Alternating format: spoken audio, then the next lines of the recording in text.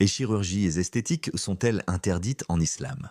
Qu'est-ce que Tahrir Khalqillah, changer la création d'Allah? Bismillahirrahmanirrahim est le sujet des chirurgies esthétiques. Suscite de nombreux débats. Certains disent que toute modification du corps est interdite, d'autres pensent que certaines interventions sont permises. Mais où est la vérité? Est-ce un simple embellissement ou un véritable changement de la création divine? Plongeons ensemble dans cette question qui intrigue tant de croyants. Allah dit dans le Coran et je leur commanderai, et ils disaient, changeront la création d'Allah. Sourate An-Nisa, verset 119. Certains utilisent ce verset pour condamner toute chirurgie esthétique, affirmant que modifier son apparence revient à s'opposer à la volonté d'Allah. Mais est-ce vraiment ce que signifie ce verset? Regardons cela de plus près. Prenons un exemple. Imagine un enfant né avec une déformation faciale. Imagine une personne grièvement blessée dans un accident, portant des cicatrices profondes. Imagine quelqu'un dont la mâchoire est mal formée au point de l'empêcher de parler normalement. Ces individus doivent-ils vivre ainsi toute leur vie, en souffrant physiquement et psychologiquement? La chirurgie leur permet de retrouver une apparence normale, de soulager leurs douleurs et d'améliorer leur qualité de vie. Cela peut-il vraiment être interdit? Allah nous dit « Laqad khalaqna l'insan fi ahsan taqwim » Nous avons certes créé l'homme dans la plus belle stature, Sourate At-Tin, verset 4. L'asile. Véritable question est donc, la chirurgie esthétique est-elle une amélioration de ce qu'Allah nous a donné ou une altération de sa création? Il est essentiel de faire la distinction entre corriger et dénaturer. Une opération réparatrice qui vise à restaurer ce qui a été endommagé n'est pas un changement de la création divine, mais plutôt un retour à la beauté originelle qu'Allah a voulu pour l'homme. En revanche, une intervention qui vise à transformer une personne en quelque chose qu'elle n'est pas, comme le changement de sexe, entre clairement dans le Tahrir Khalqillah.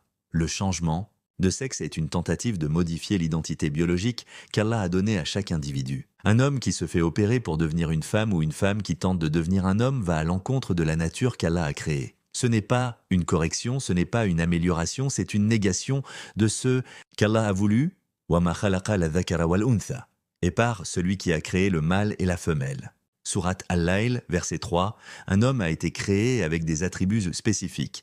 Une femme a été créée avec d'autres caractéristiques qui lui sont propres. Vouloir interchanger ces caractéristiques, c'est refuser la nature qu'Allah nous a donnée. Le changement de sexe n'est pas un embellissement, ce n'est pas une correction, c'est une altération fondamentale de la création d'Allah. Le prophète Muhammad a maudit ceux qui imitent l'autre sexe. Dans un hadith rapporté par Al-Bukhari, il est dit « Le prophète lui a maudit les hommes efféminés et les femmes masculines ». Sahih Al-Bukhari 5. Ce hadith montre clairement que l'islam rejette toute tentative de transformer un homme en femme ou inversement. Ce n'est pas une question de choix personnel, mais une transgression des lois divines établies par Allah. En revanche, l'islam encourage à prendre soin de son apparence. Se parfumer, entretenir ses cheveux, porter de beaux vêtements sont des actes recommandés. Si ces pratiques sont permises, pourquoi refuser à une personne de corriger une imperfection physique qui lui cause de la détresse psychologique? Pourquoi autoriser les soins dentaires et interdire une correction du nez ou des oreilles? Est-ce logique? وَإِذَا قِيلَ لَهُمْ لَا تُفْسِدُوا فِي الْأَرْضِ قَالُوا إِنَّمَا نَحْنُ مُصْلِحُونَ.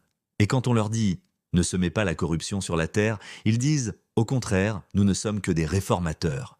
Sourate Al-Baqarah, verset 11, l'intention derrière l'acte est ce qui compte. Une personne qui se fait opérer pour réparer un défaut ne cherche pas à s'opposer à la volonté divine, mais à retrouver une harmonie que le temps, la maladie ou un accident lui ont volée.